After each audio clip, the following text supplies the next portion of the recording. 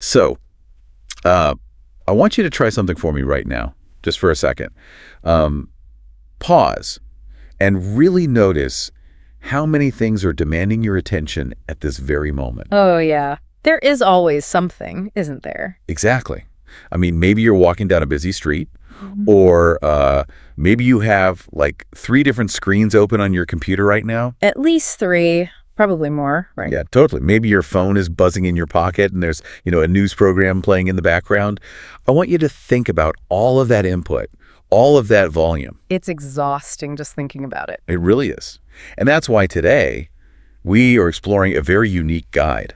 It actually uses language learning as a sort of backdoor to finding mental peace. Which is a brilliant approach to learning, by the way. Right. It's a curriculum focused entirely on a theme called the beauty of silence. And it's designed to do 2 things at once. It teaches you English, and it helps you escape the daily chaos. Yeah, because usually studying a new language feels like adding more work to your plate. You're memorizing grammar. You're stressing over vocabulary, Absolutely. Pushing your brain to work harder. Exactly.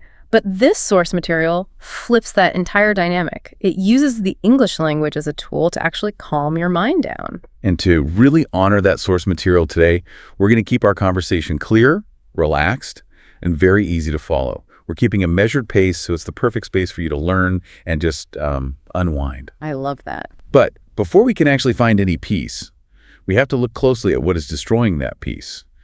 The guide gives us a very specific vocabulary to describe our modern environment. Yeah, it highlights 3 everyday English words: loud, noisy, and busy. Those words might seem basic, but they describe the reality of our daily lives with a lot of precision. I mean, loud is about pure volume. Think of an ambulance siren or a construction site. Right, it's the physical sound. Exactly. But noisy is a little different. Noisy means there are many unpleasant, chaotic sounds happening at once, like a crowded cafeteria where you can't even hear your own thoughts. Yeah, it's a disorganized sound. And then busy describes the physical and mental state, right? Having too many things to do, too many people moving around, and 0 time to rest. When you combine those 3 concepts, loud, noisy, and busy, you really capture the core emotional problem of modern life. And the curriculum summarizes this with one simple, powerful sentence. The world is too loud today. The world is too loud today. Just hearing that spoken out loud makes me feel a little bit exhausted, honestly, because it's so universally true. Oh, completely. We feel that loudness in our physical environment, but it also creates a kind of loudness in our minds. What's fascinating here is the biology behind that feeling. Human brains did not evolve to process the amount of data we currently feed them. Wait, really? The biology of it? Yeah, historically, a sudden loud noise meant danger, like a predator in the bushes. Today, our phones make sudden noises all day long. Oh, wow. That makes so much sense. Biologically, our bodies react to those pings and alerts with tiny spikes of stress chemicals. We were basically living in a state of constant low-grade alarm. Okay, let's unpack this for a second. Think of your digital life, your phone, your email, your social media, kind of like walking through a massive, crowded outdoor market. I can picture that. Lots of chaos. Right. Imagine hundreds of people packed shoulder to shoulder. The fruit sellers are shouting. The music is blaring. But the craziest part is that every single person in that market is shouting your name at the exact same time. That is deeply overwhelming. Right. Hey, look at this. Read this email. Reply to this message. Watch this video. That paints a very vivid picture. But the real problem goes even deeper than that metaphor. Because in a real physical market, you can eventually walk out. True. You can just go home. Exactly. You walk down a quiet street and leave the crowd behind. The danger of the modern digital world is that we have put the crowded market inside our pockets. Oh, man. Because we carry our phones everywhere, our brains never get the biological signal that we are safe and away from the crowd. We never truly leave the market. Which explains exactly why the source material doesn't just point out the problem, it demands a core action. The advice it gives is incredibly direct. It says, turn off the notifications. Just turn them off? Yeah. It's basically telling you to actively close the door to that market. It gives you permission to just stop. And this brings us to the first featured practice sentence from the guide. It's really a statement of personal power. The sentence is, I choose to be quiet. I choose to be quiet. Let's look at the grammar of that sentence for just a moment. The most important word is the verb choose. Right. It's an active decision. Exactly. You aren't being forced into a quiet room because you have nothing to do. You are deliberately setting a boundary against the chaos. It reclaims your agency. You are telling the world, I am not a victim of your noise. I'm deciding what enters my mind. But taking that action leads us to a really interesting psychological hurdle. Let's say we follow the advice. We turn off the notifications. We put the phone in another room. Okay, sounds good so far. Well, suddenly the loud market is gone and the noise stops. The problem is when that noise stops, it usually feels incredibly uncomfortable. Oh, absolutely. It can feel awkward or even lonely. Yeah. We say we want peace, but when we finally get a quiet moment, we suddenly don't know what to do with ourselves. This is a widely documented phenomenon. When you remove the constant stimulation of the noisy world, the brain experiences something similar to withdrawal. Like an addiction. Exactly like an addiction. We are so used to being distracted that the sudden absence of distraction feels terrifying. Now here's where it gets really interesting. I want to push back on the guide's advice for a second. The curriculum tells the learner to sit in the quiet and listen to your heart. Right. Now that phrase sounds wonderful in a poem, but I have to be honest, telling people to just listen to their heart feels a bit like, well, an empty cliche. It can definitely feel that way at first. Because when I finally put my phone away and sit in silence, I don't hear my heart. I hear my anxiety. I hear my brain screaming about my to-do list, the emails I forgot to send, the chores I need to do. Yeah, the mental chatter just gets louder. Exactly. The silence doesn't feel peaceful. It feels like a giant empty void. How does this guide actually help us bridge that gap? That's a very real struggle, and it's exactly why the source material introduces what I like to call a concept flip. The guide knows that your initial reaction to silence will be anxiety. Okay. So it uses language to actively rewire your perception. It tells the learner that silence is not empty. Instead, silence is full of peace. Oh, it changes the definition of the word entirely. If we connect this to the bigger picture of language learning, we see how profound this is. The vocabulary we use actually shapes our psychological reality. How so? Well, if you describe a quiet room as empty, your brain searches for what is missing. It feels like a loss. But if you describe that same quiet room as full of peace, your brain recognizes that something positive is present. That is such a huge shift in perspective. It is. The anxiety you hear in those first few moments of silence isn't your true self. It's just the leftover noise leaving your system. By redefining the space as full of peace, the guide gives you the patience to sit through that initial discomfort. That makes a lot of sense. The curriculum is using positive English phrasing to fight the withdrawal from our busy lives. And it pairs this mental shift with a very basic physical action. Right, breathing. Yes. It instructs the learner to take a deep breath, in and out. The physical action supports the mental shift because deep, slow breathing physically lowers your heart rate. So you're treating the biology of the stress again. Exactly. It signals to your nervous system that you are not in danger. Only after you slow your breathing down and change your perception from empty to full can you actually begin to listen to your heart without the anxiety drowning it out. So you're finally creating enough room to hear your own inner needs, the things you actually care about underneath all the text messages and daily demands. Precisely. And that leads to the featured practice sentence for this part of the guide. Silence is my safe place. Think about the transformation happening in that sentence. Silence is my safe place. It turns the quiet from a threatening void into a sanctuary of protection. It's beautiful, really. Yeah. And if you're an English learner, memorizing that phrase isn't just about passing a vocabulary test. It's about giving yourself a verbal shield against a loud world. Now, I think viewing silence as a sanctuary is a beautiful philosophy. But we have to acknowledge a very practical reality here. Which is? We all have jobs. We have families, responsibilities, complicated lives. We can't just abandon our duties and sit in a perfectly silent room all day taking deep breaths.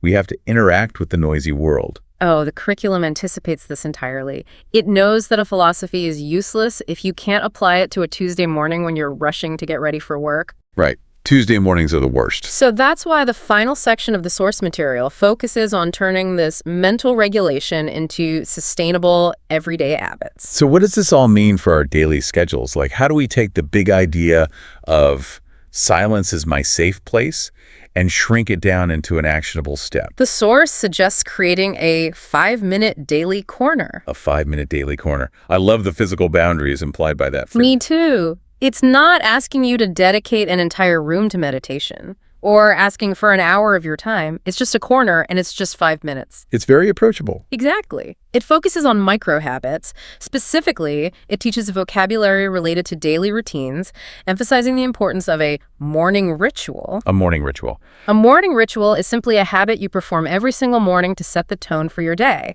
But the guide insists on one non-negotiable rule for this specific ritual. Let me guess. No phone. No phone. No phone. That is arguably the hardest rule in the entire guide. The source suggests having this phone-free time during a basic daily activity like eating breakfast or, drinking a cup of morning tea. Yes. And the sensory advice it gives is simply to enjoy the moment. Enjoy the moment. Now, this raises an important question about behavioral psychology. Why the morning? Why is the guide so focused on the start of the day? Well, I would guess it's because our mornings dictate our momentum.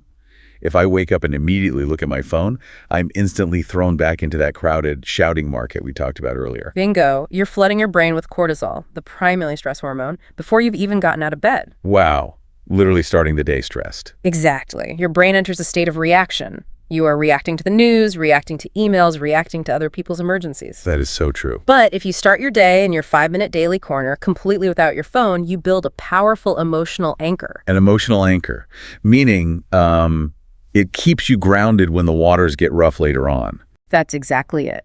By drinking a glass of water or just looking out a window in total quiet for 5 minutes, you are communicating something profound to your own nervous system. You're telling it you're safe. Yes.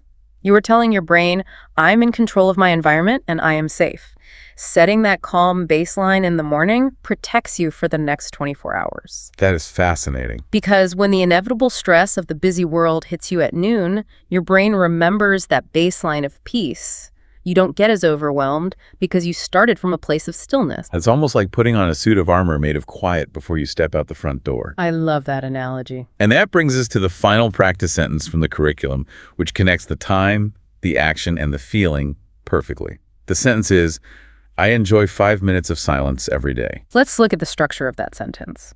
I enjoy 5 minutes of silence every day. It uses the word enjoy. Right. Not tolerate. Exactly. It doesn't say I tolerate or I force myself to endure 5 minutes of silence. It reinforces the concept flip we discussed earlier. You look forward to it because it is a gift you are giving to yourself. It really is a promise to yourself, a small daily commitment that changes your entire relationship with stress. And as the curriculum wraps up, it leaves the learner with a brief closing blessing. 2 simple commands. Stay peaceful, stay strong. Stay peaceful, stay strong. Notice how those two ideas, peace and strength, are placed side by side. Yeah, that's intentional. Right, because in the modern noisy world, we sometimes mistakenly think that being loud makes you strong. We think that being constantly busy makes us important. But the guide flips that too. It does. Finding silence and protecting your mental space is what actually gives you the true strength to handle the chaos. Strength through stillness. It requires a lot of mental fortitude to walk away from the noise and actually choose quiet. So as we wrap up this deep dive, I want to speak directly to you, the listener. Think about the journey we've mapped out today using this unique curriculum. It's been quite a journey. It really has.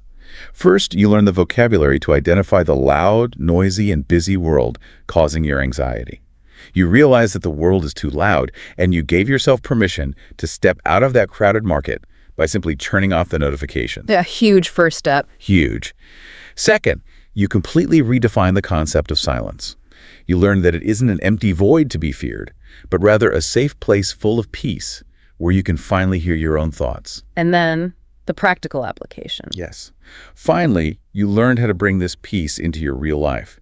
You now have the blueprint for a practical 5-minute morning ritual with no phone, allowing you to create an emotional anchor for your entire day. By studying this guide, you aren't just memorizing English words. You're really adopting a new framework for navigating modern life. So our challenge to you is to put this into practice tomorrow morning.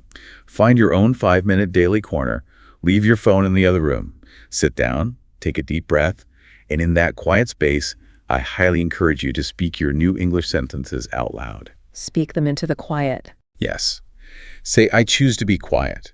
Say, silence is my safe place. Say, I enjoy 5 minutes of silence every day. The simple physical act of speaking those specific words out loud into a quiet room will connect the language to the feeling of peace in a way that, well, simply reading them from a textbook never could. And as you embark on that practice, I want to leave you with one final thought to mull over. It's something not explicitly written in the text of the guide, but it builds on everything we've explored today. Oh, I'm intrigued. What is it? Well, as language learners, we spend an enormous amount of time, energy, and effort learning how to speak properly. We study the vocabulary, we analyze the grammar, and we practice our pronunciation so we can connect with other people. Right. That's the whole point, usually. But what if the most profound communication we ever have, the deepest connection we ever make with ourselves, doesn't actually require any words at all? What if the most important conversations we have happen entirely in the quiet spaces we deliberately create between the words? The spaces between the words. Wow. That completely changes how you think about learning and how you think about listening. Exactly.